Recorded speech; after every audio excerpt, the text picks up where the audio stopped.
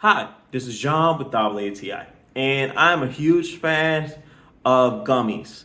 And at this time, these Welch gummies are just awesome. And I'm gonna tell you some of the things that I like the most from this.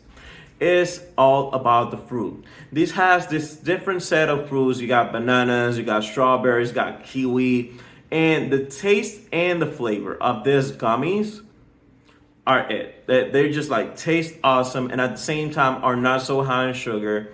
You don't feel like it's too sugary that you're gonna be like, ooh, I'm gonna have a rush of sugar. And this is so comfortable that you can even add, and this is something that happens around me a lot. You add this to drinks. You add a couple of them, it marinates in the drink, and it actually tastes awesome.